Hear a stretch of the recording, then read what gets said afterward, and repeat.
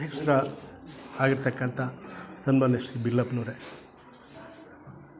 ಇಲ್ಲಿ ಆಗಮಿಸಿ ಈ ಒಂದು ಕಾರ್ಯಕ್ರಮನ ಆಯೋಜಿಸಿ ಭಾಳ ಹೆಸರುವಾಸಿಯಾಗಿ ನಡೆಸ್ತಾ ಇರ್ತಕ್ಕಂಥ ನಮ್ಮ ಸುಬ್ರಹ್ಮಣ್ಯ ಶೆಟ್ಟರೆ, ನಮ್ಮ ಈ ಲಾಡ್ಜಿನ ನಾವು ಇಲ್ಲಿ ಲಾಡ್ಜ್ ಅಂತೀವಿ ಈ ಸಂಸ್ಥೆಗೆ, ಇಲ್ಲಿ ವಾರ್ಡನ್ರಾಗಿರ್ತಕ್ಕಂಥ ಬಿ ಕೆ ನಾಗರಾಜಪ್ಪನವರೇ, ಇದೀಗ ತಾನೇ ಅವರು ಅಧಿಕಾರವನ್ನು ವಹಿಸಿಕೊಂಡಂತಹ ರಾಜಶೇಖರ ರೆಡ್ಡಿಯವರೇ, ಚೆಲುವರಾಜರವರೇ ಹಾಗೂ ಇತರೆ ಪದಾಧಿಕಾರಿಗಳೇ, ಎಲ್ಲ ಸಹೋದರ ಸಹೋದರಿಯರೇ, ನಾವು ಮನುಷ್ಯರಾಗಿ ಹುಟ್ಟಿದ್ದೀವಿ. ಹುಟ್ಟಿದ ಮೇಲೆ ಸಾರ್ಥಕತೆ ಮಾಡ್ಕೋಬೇಕು. ಹೇಗೆ ಸಾರ್ಥಕತೆ ಮಾಡ್ಕೋಬೇಕು ಅನ್ನೋದಕ್ಕೆ ಮಾರ್ಗದರ್ಶನ ಬೇಕು. ಹಾಗೆ ನಮಗೆ ಹಿಂದಿನ ಸಂಸ್ಕಾರಯುಕ್ತವಾಗಿ ನಮ್ಮ ಕರ್ಮಫಲಗಳ ಆಧಾರವಾಗಿ ನಮಗೆ ಆ ದಾರಿಗಳು ಸಿಗುತ್ತೆ. ಆ ದಾರಿಯನ್ನು ಸತ್ಸಂಗ ಅಂತ ಕರೀತೀವಿ. ಯಾರೇ ಆಗಲಿ ಒಂದು ಸತ್ಸಂಗಕ್ಕೆ ಬರಬೇಕಾದ್ರೆ ಅದಕ್ಕೋಸ್ಕರ ಹಿಂದೆ ಶ್ರಮಿಸಿದರೆ ಮಾತ್ರ ಇಲ್ಲಿ ಬರೋಕ್ಕೆ ಸಾಧ್ಯ, ಅಲ್ಲದಿದ್ದರೆ ಸಾಧ್ಯ ಇಲ್ಲ. ಆದರೆ ಬರುತ್ತೆ. ಏನಂದರೆ ಈ ಜಗತ್ತಿನಲ್ಲಿ 5 ನಿಯಮಗಳಿದೆ.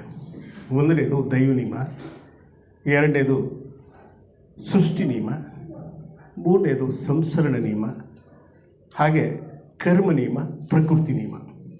ಈ 5 ನಿಯಮಗಳಿಗೂ ನಾವು ಭದ್ರಾಗಿ ಜೀವನ ಮಾಡ್ತಾಯಿದ್ದೇವೆ. ಗೊತ್ತಿಲ್ಲ, ನಾವು ಹುಟ್ಟು ಬಂದಿದ್ದೀವಿ. ಹುಟ್ಟಿ ನಾವು ಯಾವ್ಯಾವುದರಲ್ಲಿ ಎಲ್ಲೆಲ್ಲಿ ಯಾವ್ಯಾವ ಜಾಗದಲ್ಲಿ ನಾವು ಏನೇನಾಗಬೇಕಾಗಿರ್ತೋ ಅದು ನಿರ್ಣಯವಾಗಿರ್ತಕ್ಕಂಥದ್ದು.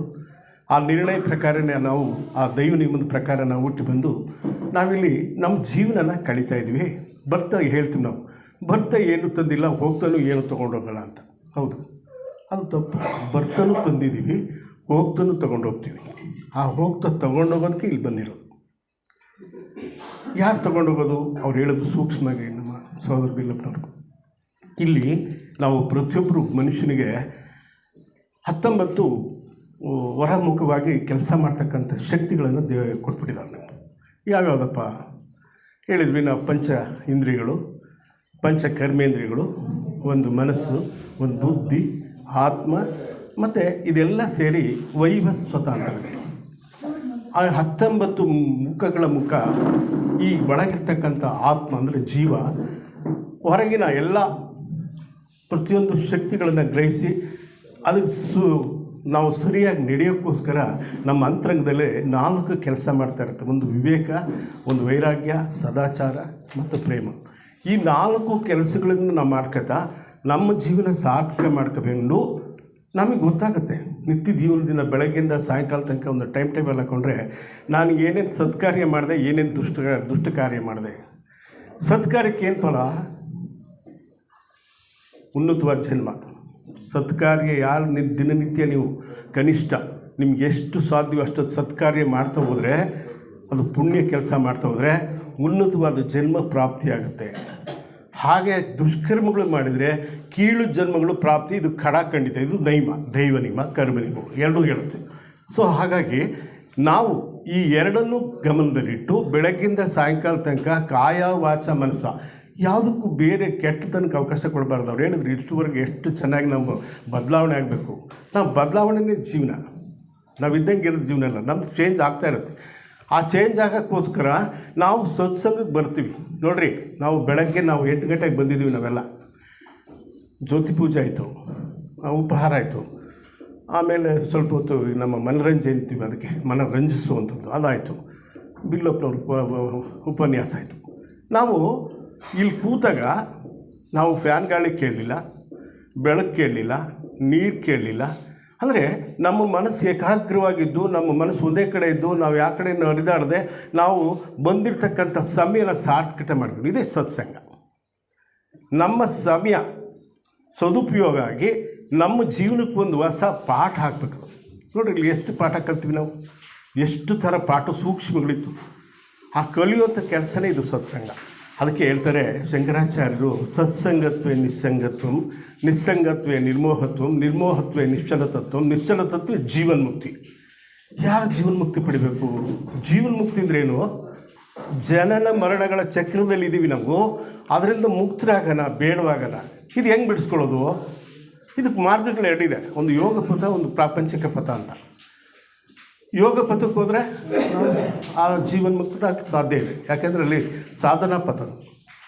ಪ್ರಾಪಂಚಿಕ ಪಥ ಸುತ್ತಾ ಇರೋದು ಅನೇಕ ಸಲ ಅನೇಕ ಜನ್ಮಗಳನ್ನು ಹುಟ್ಟು. ಯಾಕೆ ಬರೀ ಒಂದು ಆಸೆ ಪೂರ್ತಿ ಒಂದು ಬಿಲ್ಡಿಂಗ್ ಕಟ್ಟಿದ್ದು ಜನ್ಮಕ್ಕೆ ಮುಗೀತು, ಮತ್ತು ಒಂದು ಮಕ್ಕಳನ್ನ ಓದಿಸಿ ಆ ಜನ್ಮ ಮುಗೀತು, ಮತ್ತು ಇನ್ನೇನೋ ಮಾಡಿದ್ರೆ ಅದು ಒಂದು ಜನ್ಮ. ಆದರೆ ಹಿಂಗೆ 432 ಕೋಟಿ ವರ್ಷದವರೆಗೂ ನಾವು ಜೀವನ್ಮುಕ್ತದ ಜನನ ಮರಣಗಳೆಲ್ಲ ಇದ್ದರೆ ಏನು ಪ್ರಯೋಜನ? ಯಾಕೆ ಹಂಗಾರೆ ಏನಾಗಬೇಕು? ನಾವು ಜೀವನ್ಮುಕ್ತರಾಗಬೇಕು. ಹೇಗೆ? ಅದು ಸಾಧನ ಮಾರ್ಗದಲ್ಲಿ ಸಾಗಿ ಜೀವನ್ಮುಕ್ತರಾಗೋದೇನು ಉದ್ದೇಶ?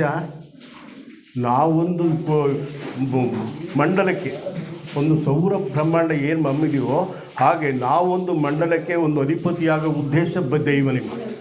ಇದು ಥಿಯಾಸಫಿಕಲ್ ಸೊಸೈಟಿಗಳಂಥದ್ದು. ಆ ಥಿಯಾಸಫಿಕಲ್ ಸೊಸೈಟಿ 3 ಸಬ್ಜೆಕ್ಟ್ಗಳು ಹೇಳುತ್ತೆ. ಒಂದು ಏನಪ್ಪ ಅಂದರೆ ಅವ್ರು ಹೇಳಿದರು ಧರ್ಮದ ಬಗ್ಗೆ, ರಿಲಿಜಿಯನ್.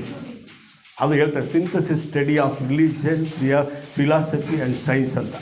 ಈ 3 ಏಕೀಕರಣವನ್ನು ಹೇಳುವಂಥದ್ದೇ ಬ್ರಹ್ಮ ಸಮಾಜ. ಆ ಬ್ರಹ್ಮವಿದ್ಯೆ, ಆ ಬ್ರಹ್ಮವಿದ್ಯೆಯನ್ನು ಸಾರುವುದೇ ಬ್ರಹ್ಮ ಸಮಾಜ. ಆ ಬ್ರಹ್ಮ ಸಮಾಜದ ಸದಸ್ಯರಾಗುವುದು ಮಹಾಪುಣ್ಯ. ಈಗ ಅವ್ರು ಹೇಳಿದರು ಚಲುವಣ್ಣವರು, ಬ್ರಹ್ಮ ಸಮಾಜದ ಮೆಂಬರ್ ಆದರೆ ಏನಪ್ಪ ಉದ್ದೇಶ, ಏನು ಸಾಗುತ್ತೆ ಅಂದರೆ, ನಮಗೆ ಇನ್ನರ್ ಗೌರ್ಮೆಂಟ್ ಅಂತ ಇದೆ, ಅಂದರೆ ಅಂತರಂಗ ಸರ್ಕಾರ ಅಂತ ಇದೆ. ಆ ಸರ್ಕಾರದಲ್ಲಿರ್ತಕ್ಕಂಥ ಏನು ನಮ್ಮ ಮಹಾತ್ಮರಿದ್ದಾರೆ ಅಥವಾ ಮಹರ್ಷಿಗಳಿದ್ದಾರೆ ಅಥವಾ ಈ ಬ್ರಹ್ಮಾಂಡದ ಒಡೆಯ ಇದ್ದಾರೆ, ಅವರ ಒಂದು ಕಿರಣ, ಅವರ ಒಂದು ಕನೆಕ್ಷನ್ ಕಿರಣ ಮೇಲೆ ಬೀಳುತ್ತೆ ಅಷ್ಟೇ. ಥಿಯಾಸಫಿಕಲ್ ಸೊಸೈಟಿ ಸದಸ್ಯರಾಗೋದ್ರಿಂದ ಅವರ ಕಿರಣ ನಮ್ಮ ಮೇಲೆ ದೃಷ್ಟಿ ಬೀಳುತ್ತೆ. ಹಾಗಾದರೆ ಅವ್ರ ದೃಷ್ಟಿ ಬಿದ್ದರೆ ಏನು ಅನುಕೂಲ ಆಯಿತು? ಅಲ್ಲಿಂದಲೇ ನಮ್ಮ ಸ್ಟಾರ್ಟು. ನಮ್ಮ ಜೀವನ ಬದಲಾವಣೆ ಆಗುತ್ತೆ. ನಾವು ಎಲ್ಲ ಥರದ್ದು ಜೀವನ ಮಾಡಿ ಬಂದಿದ್ದೀವಿ. ಮೃಗಿ ಜೀವನ ಇದೆ, ಮನುಷ್ಯ ಜೀವನ, ಮುನ್ನತಾತ್ಮ ನಮ್ಮ ಇದು ದೇವ ಮಾನವರಾಗ್ತಕ್ಕಂಥ ಕೂಡ ನಮ್ಮಲ್ಲಿದೆ. ಹಾಗಾಗಿ ನಮ್ಮಲ್ಲಿರ್ತಕ್ಕಂಥ ಮೃಗೀಯ ಗುಣಗಳನ್ನು ವರ್ಜಿಸುವಂಥದ್ದೇ ಕೆಲಸ ಇಲ್ಲಿ. ತದನಂತರ ಮನುಷ್ಯನಾಗಿ ಬಾಳು. ಅವ್ರು ಹೇಳಿದ್ರು ಮನುಷ್ಯನಾಗಿ ಬಾಳಿ, ತದನಂತರ ಮನುಷ್ಯ ದೇವನಾಗುವಂತಕ್ಕಂಥ, ಆ ದೇವನಾಗಬೇಕು ಅಂತಕ್ಕಂಥ ನಿಯಮನೇ ದೈವ ನಿಯಮ. ಇದು ಸಂಸರಣೆ, ಬೆಳಿ. ಇಲ್ಲಿ ಏನು ಹೇಳ್ತಾ ಇದ್ದಪ್ಪ ದೈವ ನಿಯಮ ಅಂದರೆ, ನೀವೆಲ್ಲರೂ ಬೆಳೀರಿ. ಯಾವ ಥರ ಬೆಳಿಬೇಕು? ಎಲ್ಲ ಥರದಲ್ಲೂ ಬೆಳಿಬೇಕು. ಮಾನಸಿಕವಾಗಿ, ಬೌದ್ಧಿಕವಾಗಿ ಮತ್ತು ದೈಹಿಕವಾಗಿ ಪ್ರತಿಯೊಂದನ್ನು ಬೆಳಿಬೇಕು. ಬೆಳೆದಿದ್ದಾಯಿತು, ಮತ್ತು ಮುಂದೆ ಇನ್ನೂ ಬೆಳಿ ಕೊನೆ ಇಲ್ಲ. ಹಾಗಾಗಿ ಇಂಥ ಸಂಸ್ಥೆ, ಈ ಒಂದು ಥಿಯಾಸಫಿಕಲ್ ಸೊಸೈಟಿ ಸಾಮಾನ್ಯ ಸಂಸ್ಥೆ ಅಲ್ಲ. ಯಾವುದೂ ಸ್ವಾರ್ಥ ಇಲ್ಲ. ಇಲ್ಲಿ ಯಾರು ನಾವು ಮೆಂಬರ್ ಆಗಿಬಿಟ್ರಿಂದ ಯಾವ ಅಡ್ಡಿ ಆಚರಣೆಗಳಿಲ್ಲ. ಇಲ್ಲಿ ಕಲಿಬೇಕಾದ್ದೇನಿದೆ ಆ ಕಲಿಯುತ್ತೆ, ಸತ್ಸಂಗ ತೋರಿಸುತ್ತೆ. ಆ ಮಾರ್ಗವನ್ನು ತೋರಿಸಿ ಜೀವನ್ಮುಕ್ತರಾಗಿ ಇವರೆಲ್ಲ ಒಂದು ಮನುಷ್ಯಾತೀತ ಸ್ಥಿತಿಗೆ ಹೋಗೋಕ್ಕೆ ದಾರಿ ತೋರಿಸುವಂಥದ್ದೇ ಇಲ್ಲಿ 3 ಥರ ಇದೆ. ಇದು ಜನರಲ್ ಥಿಯಾಸಫಿ, ಆಮೇಲೆ ಅಂತರಂಗ ಥಿಯಾಸಫಿ ಬೇರೆ ಇದೆ, ಅದಾದಮೇಲೆ ಪ್ರತಿಜ್ಞಾ ಥಿಯಾಸಫಿ ಇದೆ. ಅಲ್ಲೆಲ್ಲರೂ ಹೋಗ್ಬೇಕಾದ್ರೆ ಬರೀ ನಾವು ಇಲ್ಲೇ ಇದ್ಬಿಟ್ಟು ಇದಕ್ಕೆ ಹೋದರೆ ಸಾಧಕನಾಗಲಿಲ್ಲ. ಆ ಸಾಧಕನಾಗಬೇಕಾದ್ರೆ ಅನೇಕ ತರಬೇತಿಗಳನ್ನ ಇಲ್ಲಿ ಹೊಂದ್ಕೊಂಡು ನಾವು ಮುಂದಕ್ಕೆ ಹೋಗಲೇಬೇಕು. ಅದು ಅವಕಾಶ ಸಿಗುತ್ತೆ, ಬೇಡ ಅನ್ನಬಾರ್ದು. ಯಾರೇ ಆಗಲಿ ಹುಡುಕೊಂಡು ಬರುತ್ತೆ. ಬನ್ನಿ ಥಿಯಾಸಫಿಕಲ್ ಸೊಸೈಟಿ ಭಾನುವಾರ ಅಂದರೆ ಆ ಕಳೆದಟ್ಕೆಲ್ಲ ಮನಸ್ಸು ಬಿಟ್ಟು ಬರುವಂಥದ್ದು ಇದೊಂದು ಅವಕಾಶ. ಅದು ಕಳ್ಕೊಂಡ್ರೆ ಮತ್ತೆ ಯಾವತ್ತೂ ಸಿಗೋದಿಲ್ಲ. ಒಂದೇ ಸಲ ಅವಕಾಶ ಕೊಡೋದವರು. ನೀವು ಆ ಕರೆದ ತಕ್ಷಣ ಯಾರು ಹೋಗೋಟ್ಟು ಬಂದು ಕೂತ್ಕೊಂಡ್ವೋ ಆವಾಗಲೇ ಸತ್ಸಂಗಕ್ಕೆ ನಮ್ಗೆ ಆಯಿತು ಅಂತ. ಅದಕ್ಕೋಸ್ಕರ ಸಂದರ್ಭಗಳು ನಮ್ಗೆ ಹೆಂಗೆ ಬರ್ತದೆ ಅಂದರೆ, ಪ್ರತಿ ಕ್ಷಣವೂ ಕೂಡ ಪರೀಕ್ಷೆಯ ಜೀವನ ಇದು. ಥಿಯಾಸಫಿ ಜೀವನ ಅಂದರೆ ಸಾಮಾನ್ಯ ಜೀವನ ಅಲ್ಲ. ಪ್ರತಿ ಕ್ಷಣ ಕಾಯ ವಾಚ ನೀನು ಏನು ಮಾಡ್ತಾಯಿದೆಯಾ, ಏನು ಮಾಡಿದೆ ಎಂದು. ಇನ್ನೊಂದು ಏನು ಹೇಳ್ತಾರೆ ಅಂದರೆ, ಪ್ರತಿಯೊಬ್ಬರು ಕೂಡ ದಿನಕ್ಕೆ ನನ್ನಿಂದ ಯಾರಿಗೂ ಸಾಯಂಕಾಲ ಮಲಗುವಾಗ ನಾನು ಯಾರಿಗೂ ಉಪಕಾರ ಮಾಡಿದೆ, ಏನು ಉಪಕಾರ ಮಾಡಿದೆ, ನಿಸ್ವಾರ್ಥ ಅಂದರೆ ನನ್ನಿಂದ ಏನು ಇತರರಿಗೆ ಒಳ್ಳೆಯದಾಯಿತು ಅನ್ನೋದನ್ನು ಚಿಂತಿಸ್ಬೇಕಂತೆ. ಎಂಥ ಪ್ರಾಣಿ ಪಕ್ಷಿಗಳು ಕೂಡ ಇತರರಿಗೆ ಒಳ್ಳೇದು ಮಾಡ್ತವೆ, ನಾವಾದರೆ ಇತರರಿಗೆ ಯಾಕೆ ಒಳ್ಳೇದು ಮಾಡಬಾರ್ದು? ಹಾಗಾಗಿ ಚಿಂತಿಸಿ ಆ ಒಂದು ಮನುಷ್ಯ ಜೀವನವನ್ನು ದಿನನಿತ್ಯ ನೋಡಿರಿ. ನಾವು 24 ಗಂಟೆ ದಿನ ಕೂಡ ಬದಲಾಗ್ದಂಗೆ ನಾವು ದಿನನಿತ್ಯ ಬದಲಾಗ್ತಾ ಹೋಗ್ತಾ ನಮ್ಮ ಜೀವನ ಸಾರ್ಥಕ ಮಾಡ್ಕೊಂಡು ಆ ಗಮ್ಯ ಸ್ಥಾನವನ್ನು ಎಲ್ಲರೂ ಸೇರಬೇಕು. ಆವಾಗಲೇ ಅದು ಪುಣ್ಯ ತೊಗೊಂಡೋಗೋದು. ಎಲ್ಲರಲ್ಲಿ ಹೇಳಿದ್ವಿ, ಸಂಚಿತ ಕರ್ಮ, ಪ್ರಾರಬ್ಧ ಕರ್ಮ, ಆಗಾಮಿ ಕರ್ಮ. ನಾವು ಸಂಚಿತ ಅಂದರೆ ತಂದಿರೋದು ತೀರಿಸ್ತೀವಿ, ಇದಿಷ್ಟು ಇಲ್ಲೆಲ್ಲ ತೀರಿಸೋಗೋದೇ ಪ್ರಾರಬ್ಧದ. ಮತ್ತು ಇಲ್ಲಿಂದ ಗಟ್ಟು ಕಟ್ತೀವಲ್ಲೋದು ಆಗಾಮಿ, ಎಲ್ಲಿಗೆ ಮುಂದಕ್ಕೆ ತೊಗೊಂಡೋಗ್ತೀವಿ. ಆದ್ದರಿಂದ ನಾವು ಇಲ್ಲಿ ಬಂದ ಮೇಲೆ ಅವ್ರು ಏನು ಹೇಳ್ತಾರೆ ಅಂದರೆ, ಯಾವುದೇ ಕಾರಣಕ್ಕೂ ನಿಂದೊಂದು ನೀನು ತೀರಿಸು, ಬಂದಿರೋ ಕಷ್ಟಗಳನ್ನ ಏನೇ ಬಂದರೂ ಕೂಡ ಅನುಭವಿಸು, ಆದರೆ ಹೊಸದಾಗಿ ನೀನು ಕೆಟ್ಟದ್ದು ಏನು ಮಾಡಿದೆ ಸತ್ಕರ್ಮ ಮಾಡ್ಕೊಂಡು ಹೋಗು, ನಿನಗೆ ಮುಂದಿನ ಜನ್ಮಗಳು ಸಾರ್ಥಕತೆ ಆಗುತ್ತೆ. ಕೆಲವೇ ಜನ್ಮಗಳಿರುತ್ತೆ. ಬುದ್ಧರಿಗೆ ಕೇವಲ ಒಂದೇ ಜನ್ಮ ಇದಕ್ಕೆ ಏನು ಜೀವನ್ಮುಕ್ತಿಗೆ. ಯಾಕೆಂದರೆ ಅವರಿಗೆಲ್ಲ ಅನುಭವಿಸ್ಬಿಟ್ಟಿದ್ರು. ಹಾಗಾಗಿ ನಾವು ಕೂಡ ಆ ಒಂದು ಸತ್ಸಂಗದಿಂದ ನಮ್ಮ ಜನ್ಮ ಸಾರ್ಥಕತೆ ಮಾಡ್ಕೊಳ್ಳೋಣ. ಮನುಷ್ಯ ಜೀವನ ಸಾರ್ಥಕತೆ ಆಗಬೇಕು. ನಮ್ಮ ಈ ನಿತ್ಯ ಜೀವನದಲ್ಲಿ ನಾವು ಮುಂದೆ ಬರ್ತಕ್ಕಂಥ ಪೀಳಿಗೆಗಳಿಗೆ ನಾವು ಆದರ್ಶ ಪ್ರಾಣಿಗಾಗಿ ಜೀವನ ಮಾಡೋಣ. ನಾವಿರ್ತಕ್ಕಂಥವು ನೋಡಿ. ಅವರು ಥಿಯಾಸಫಿಕಲ್ ಸೊಸೈಟಿ ಒಬ್ಬರು ಮೆಂಬರ್ ಇದ್ದಾರೆ ಅಂದರೆ ಆ ಸುತ್ತ ಶಾಂತಿ ಸಮಾಧಾನದ ಅಲೆಗಳು ಹರಡುತ್ತಿರುತ್ತದೆ. ಯಾರು ಥಿಯಾಸಫಿಕಲ್ ಸೊಸೈಟಿ ಮೆಂಬರ್ ಇರ್ತಾರೋ ಅಲ್ಲಿ ಶಾಂತಿ ಸಮಾಧಾನದ ಅಲೆಗಳು ಅಲ್ಲಿ ಬರ್ತಾ ಇರುತ್ತೆ. ಲೋಕ ಕಲ್ಯಾಣದ ಚಿಂತನೆ ಅವರಲ್ಲಿ ಬೆಳೀತಾ ಇರುತ್ತೆ. ಸೊ ಈ ಒಂದು ಲೋಕೋದ್ಧಾರದ ಕೆಲಸ ನಿಸ್ವಾರ್ಥತೆಯಿಂದ ಯಾರು ಮಾಡ್ತಾರೋ ಅವರಿಗೆ ಪ್ರತಿಫಲ ಕಟ್ಟಿಟ್ಟ ಬುತ್ತಿ. ಇಂಥ ಒಂದು ಸಾರ್ಥಕತೆಯನ್ನು ಬಳಸ್ಕೊಂಡು ಮುಂದಿನ ಜನ್ಮಗಳು ಒಳ್ಳೆಯ ಜನ್ಮಗಳಾಗಲಿ, ನಾವು ಜನ್ಮ ಎತ್ತೋಣ, ಈ ಚಕ್ರದಲ್ಲಿ ಬಿಡಿಸ್ಕೊಳ್ಳೋಣ. ಈ ಅನಂತವಾಗಿರ್ತಕ್ಕಂಥ ಈ ದೈವ ನಿಮ್ಮದಲ್ಲಿ ನಾವು ಪಾಲ್ಗೊಂಡು ನಿಶ್ಶೇಷವಾಗಿ ಜೀವನ ಮಾಡೋಣ ಅಂತ ಹೇಳ್ತಾ ಇಲ್ಲಿ ಕೆಲವೊಂದು ನಿಮಿಷದ ಅವಕಾಶ ಕೊಟ್ಟಕ್ಕಾಗಿ ತಮ್ಮೆಲ್ಲರಿಗೂ ವಂದನೆ. ಧನ್ಯವಾದಗಳು.